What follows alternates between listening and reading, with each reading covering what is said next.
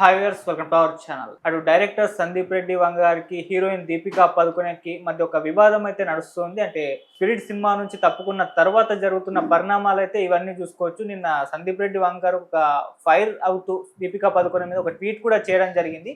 అది కూడా మొత్తం చర్చనీయాంశంగా మారిపోయింది. అసలు ఇష్యూలో అసలు ఏం జరిగింది, ఎవరిది తప్పు ఉంది, దీన్ని ఏ విధంగా చూడొచ్చు, ఇప్పుడు ఇదే అంశం మీద డిస్కస్ చేయడానికి ప్రజెంట్ మనతో పాటు సీనియర్ జర్నలిస్ట్ నారాయణ రాజు గారు ఉన్నారు. వారిని అడిగి తెలుసుకునే ప్రయత్నం అయితే చేద్దాం. నమస్కారం సార్.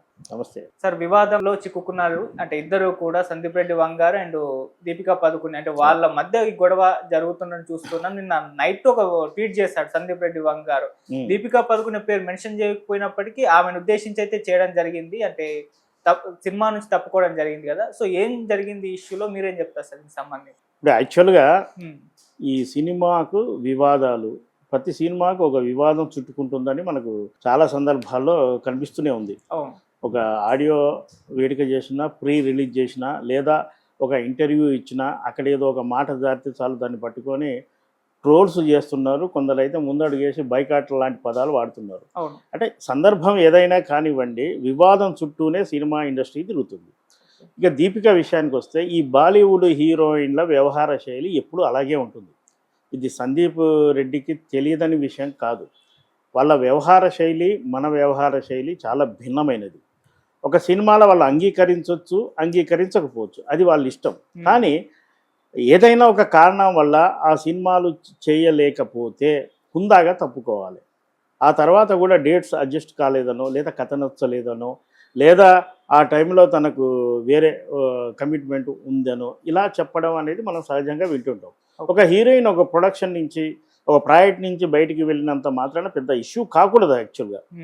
ఎందుకంటే చాలా సినిమాల్లో చాలామంది హీరోయిన్లు మొదట వినిపించే పేర్లు వేరు, తర్వాత వినిపించే పేర్లు, చివరికి వచ్చే పేర్లు వేరు. హీరోల విషయం కూడా ఇలాగే జరుగుతుంటుంది. పలానా హీరోతో సినిమా అనుకుంటారు, కథ కూడా చెప్తారు, చివరికి వచ్చేవరకల్లా హీరోకి వేరే క్లాష్ రావడం వల్ల హీరో తప్పుకోవచ్చు, ఇంకో హీరోని పెట్టి తీస్తారు. కానీ తప్పుకున్న వాళ్ళు ఎందుకు తప్పుకున్నాం అనేది కూడా పెద్ద వివరణ ఇవ్వకుండా దాని మీద ఒక బురద చల్లే ప్రయత్నం మాత్రం ఎక్కడ జరగదు. దీపిక పడుకునే విషయంలో తను యాక్చువల్గా ఇప్పుడు బాలీవుడ్లో టాప్ పొజిషన్లో ఉన్న హీరోయిన్లో ఒకరు. ఆమె ఇంటర్నేషనల్గా కూడా ఆమెకు మంచి ఫాలోయింగ్ ఉంది, ఆమెతో మార్కెటింగ్ కూడా ఉంది. ఇటీవలే మనకు ప్రభాస్తో ఒక సినిమా కల్కి కూడా చేసింది. యాక్చువల్గా కల్కి చేశాక వెంటనే అదే కాంబినేషన్ రిపీట్ చేయడం కూడా సరికాదు. మరి సందీప్ ఏమనుకున్నాడో, దీపిక ఉంటే మనకు నేషనల్ ఇంటర్నేషనల్ వైజ్ మార్కెటింగ్ ఈజీగా ఉంటుంది అనుకున్నాడో, లేదా సబ్జెక్టు డిమాండ్ చేసింది కాబట్టి ఆ అమ్మాయిని సంప్రదించి ఉంటాడు. అమ్మాయి ఏదైనా బాలీవుడ్ హీరోయిన్ సినిమా అంగీకరించాలంటే కథ వింటారు ఖచ్చితంగా. ఎందుకంటే తమ క్యారెక్టర్ ఏమిటి, తమకు ఎన్ని సీన్స్ ఉంటాయి, హీరోస్ కాంబినేషన్లో ఎలా ఉంటుంది, ఫైట్ ఉంటుందా, ఈ మధ్య హీరోయిన్ ఫైట్స్ కూడా అంటే యాక్షన్ పార్ట్ కూడా కోరుకుంటుంది. ఇదంతా జరిగాకే మరో స్టెప్ ముందుకేశారు. అదేమిటంటే డేట్ల విషయంలో క్లాష్ వచ్చిందనేది మనకు వినిపిస్తున్న మాట. అంటే సందీప్ తన వర్కింగ్ స్టైల్కు బల్క్ డేట్లు కోరాడని, అలాగే టైమింగ్స్ కూడా తెలుగు కాల్ షీట్ వేరుంటుంది కదా. మార్నింగ్ 7కే మనం కాల్ షీట్ వేస్తారు, 7 to 6 వేస్తారు, లేదంటే 7 to 9 వేస్తారు.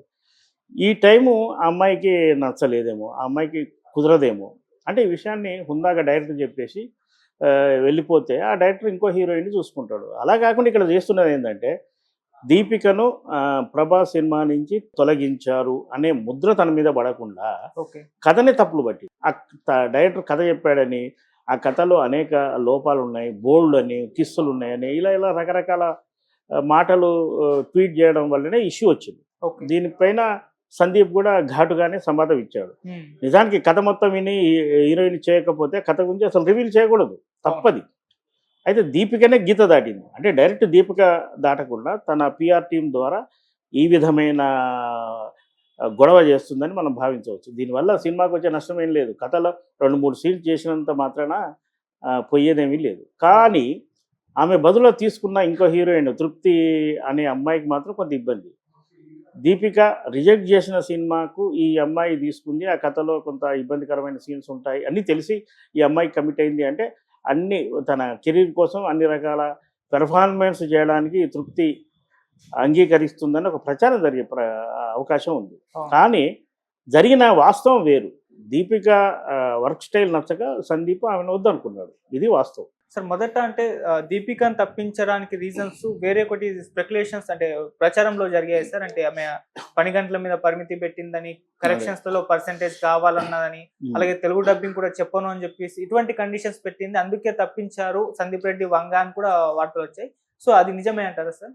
యాక్చువల్గా ఇప్పుడు మనకు ప్రస్తుతానికి ఫిల్మ్ ఇండస్ట్రీలో హీరోల రెమ్యునేషన్స్, హీరోలు ఆ సినిమాకు తమ నటించిన సినిమాకు వచ్చే లాభాల్లో కొంత వాటా కోరుతున్నారని మనం వింటున్నాం. ఓకే.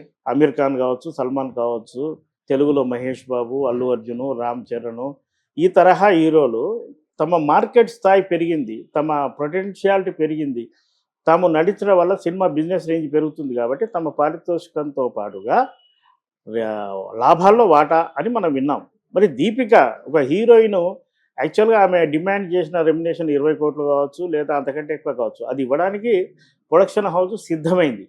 ఆ తర్వాత లాభాల్లో అంటే వాటా అడగడం అనేది నాకు తెలిసినంత వరకు అయితే అది వాస్తవం కాదు, అది ఒక ప్రచారం జరుగుతుంది. హీరోయిన్ అంత డిమాండ్ చేసే స్థాయి లేదు. ఎందుకంటే ఆ సినిమాలో హీరో ప్రభాస్ అడిగి ఉన్నా మనం నమ్మొచ్చు. ఒక హీరోయిన్ కూడా షేర్ అడిగితే హీరోకు హీరోయిన్కు షేర్లు ఇస్తే ఇక కొన్ని సినిమాలకు డైరెక్టర్లు కూడా షేర్ తీసుకుంటున్నారు. ఇక ప్రొడ్యూసర్ మిగిలేదేంటి? అలాంటి కండిషన్స్ ఆమె పెట్టి ఉన్నా ప్రొడక్షన్ హౌస్ మాత్రం ఒప్పుకోదు. సరిగ్గా ఇటు సందీప్ రెడ్డి వంగ చూసుకుంటే ఎప్పుడూ కూడా ఆయన ఫైర్ అవుతూ ఉంటాడు. ఫైర్ ఆయన యాటిట్యూడే అది. సో ఇంతకుముందు యానిమల్ విషయంలో విమర్శలు వచ్చినా కూడా విమర్శ చేసిన ప్రతి ఒక్కరికి గట్టి కౌంటర్ ఇచ్చాడు. అర్జున్ రెడ్డి విషయంలో అదే జరిగింది. ఇప్పుడు కూడా ఈ సినిమా పట్టాలు ఎక్కలేదు, అంతలోపే ఇటువంటి ఒక వివాదం జరగడం, అక్కడ కూడా గట్టి కౌంటర్ వేయడం, నాకు కుచ్ భీ ఫరక్ నహీ పడతా తుమ్ పూర్తి అంటే మొత్తం స్టోరీ లీక్ చేసినా నాకు ఎటువంటి ఫరక్ పడదు అంటూ హిందీలో కూడా ఆమెకు డైలాగ్ వర్షన్ వినిపించారు. ఏంటి దీని గురించి ఏం చెప్తారు? ఇప్పుడు ఏ డైరెక్టర్ అయినా సరే ఆయన మనస్తత్వం ఎలా ఉంటుంది, ఆయన వ్యక్తిత్వం ఎలాంటిది అనేది ఆయన తీసే సినిమాల్లో హీరో క్యారెక్టరేషన్ లేదా హీరోయిన్ క్యారెక్టరేషన్ చూసి అంచనా వేయచ్చు. మనం అర్జున్ రెడ్డి అన్నాం, ఆ క్యారెక్టరేషన్ చూస్తేనే నీకు సందీప్ ఎలాంటి వాడో తెలుస్తుంది.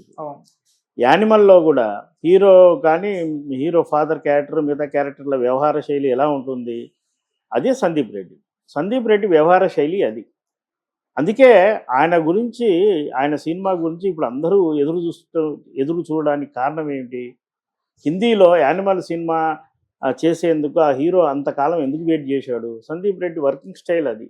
తన మనస్తత్వానికి తగినట్టుగానే ఆయన హీరో క్యారెక్టర్ను క్రియేట్ చేస్తాడు, మిగతా క్యారెక్టర్లను కూడా అలాగే క్రియేట్ చేస్తాడు. అలాంటి క్యారెక్టర్ ఉన్న వాళ్ళు తమకు ఏదైనా ఒక ప్రతిఘటన ఎదురై లేదా తమ చేసిన పని మీద విమర్శలు వచ్చినప్పుడు దాన్ని అదే స్థాయిలో ఎదుర్కొంటారు. కొందరైతే పాత తరం డైరెక్టర్లు ఏమన్నా మనకెందుకులే, మనం ఇండస్ట్రీలో 4 కాలాలు ఉండాలి, ఎవరి మీద మనం రాయడం ఎందుకు, వాడేదో తెలియక మన మీద బురద జల్లాడు అంటూ సర్దుకుపోయేవాళ్ళు. ఈ తరం అలా డైరెక్టర్లు అలా లేరు. ఇక కథ విషయానికి వస్తే ఇప్పుడు రాజమౌళికి ఒక పేరు ఉంది కదా, సినిమా మొదలుపెట్టాక కూర్చోబెట్టి మీడియాని కూర్చోబెట్టి కథ అంతా చెప్పేస్తాడు. ఆ తర్వాత ఏమైంది కథ, ఆ కథతోనే ఆయన సినిమా తీస్తాడు. కానీ నష్టం వచ్చింది ఏం లేదు కదా. మరి దీపిక పడుకొని పని కట్టుకొని కథ అంతా ఊరు డప్పు వేసుకొని షేర్ ఆటో ఎక్కి అందరికి చెప్పినా కూడా ఆ మేకర్కు ఆ సినిమా సబ్జెక్ట్ మీద, సినిమా మీద ఉన్న కాన్ఫిడెన్స్ వల్ల కథ రివీల్ అయితే పెద్ద నష్టమేం లేదు. ఇప్పుడు మనకు రామాయణం తెలియదా? మన రామాయణం సినిమాలు తీస్తే మనం చూడట్లేదా? లేదా కొన్ని బయోపిక్లు వస్తున్నాయి, బయోపిక్లు మనకు పుస్తక రూపంలో స్టోరీలు వచ్చి ఉంటాయి, అవన్నీ మనకు తెలుసు కదా. అయినా బయోపిక్లు తీస్తే మనం చూస్తున్నాంగా. దానికి దీనికి విజువలైజ్ వేరు. కేవలం కథను ఎవరో హీరోయిన్ లీక్ చేసినంత మాత్రాన ప్రొడక్షన్కి వచ్చిన నష్టమే లేదు. సరే, ఇప్పుడు మరి సందీప్ రెడ్డి వంగ ట్వీట్కి దీపిక నుంచి కానివ్వండి, లేకుంటే వాళ్ళ పిఆర్ టీం నుంచి కానీ రెస్పాండ్ అయ్యే అవకాశం ఉందా సార్? రెస్పాండ్ అయితే సందీప్ రెడ్డి వదిలిపెడతాడా? ఇంకా ముందుకెళ్తాడు. అసలు ఇంకా వ్యవహార శైలి చాలా ఉంటాయి. ఇదే ఇష్యూనే ఒకటి చెప్తాను. బాహుబలి సినిమా సమయంలో మన శివగామిగా రమ్యకృష్ణ చేశారు, అందరికి తెలిసిన విషయమే కదా. ఆ క్యారెక్టర్కి తొలుత అనుకున్నది శ్రీదేవి. రాజమౌళి ప్రత్యేకంగా ముంబై వెళ్ళి బోని కపూర్తోని శ్రీదేవితోని చర్చించాడు. శ్రీదేవి తన వర్క్ స్టైల్ ఎలా ఉంటుంది, తన స్టాఫ్ ఎలా ఉంటారు, తను ఎంతమంది వస్తారు, తన కాస్ట్యూమ్స్ ఏంటి, తన ఫ్లైట్లో ఏ కేటగిరీలో టికెట్లు ఇవ్వాలి, ఇవన్నీ డిస్కస్ చేస్తే రాజమౌళికి ఆ కండిషన్స్ నచ్చక గౌరవంగా ఆయన ఆ అమ్మాయి బదులుగా రమ్యకృష్ణని తీసుకున్నాడు. అయితే ఒక సందర్భంలో ఎక్కడో రాజమౌళి అదో ఒక విలేకరి ప్రశ్న ఇచ్చినప్పుడు ఇందులో శ్రీదేవి అనుకున్నారట కదా, ఆమె ఎందుకు చేయలేదంటే ఈ డిస్కషన్ అంతా ఆయన రివీల్ చేశాడు. ఆమె డిమాండ్ చేసింది స్టాఫ్ ఎక్కువ మంది అని చెప్పింది, స్టార్ హోటల్ కావాలన్నది, ఫ్లైట్లో పలానా కేటగిరీలో టికెట్లు అడిగింది అనగానే ఈ విషయం శ్రీదేవికి తెలిసి శ్రీదేవి కౌంటర్ ఇచ్చింది. ఓ సినిమాకు ముందు సినిమా చర్చల దశలో అనేక విధాలుగా మనం డిస్కస్ చేసుకుంటుంటాం. నా సుదీర్ఘ కెరీర్‌లో అనేక సినిమాల్లో నటించాను. అనేక సినిమాల్ని రిజెక్ట్ చేశాను. కానీ ఎక్కడా ఇలా డైరెక్టర్లు జరిగిన డిస్కషన్‌ను రివీల్ చేయలేదు. రాజమౌళి చేసింది సరికాదు అని ఆమె బహిరంగంగానే అంది. దాంతోని చేసిన పొరపాటు రాజమౌళి గ్రహించి ఆమెకు మళ్ళీ సారీ చెప్పాడు. అలా ఉంటుంది వ్యవహారం. నీకు ప్రాజెక్ట్‌లో సినిమాలు చేయొచ్చు, చేయకపోవచ్చు వేరే విషయం. నీకు వీలవుతే ముందుకెళ్ళాలి. లేదంటే సైలెంట్‌గా తప్పుకోవాలి. అది పద్ధతి. Okay sir. Thank you so much. Bye.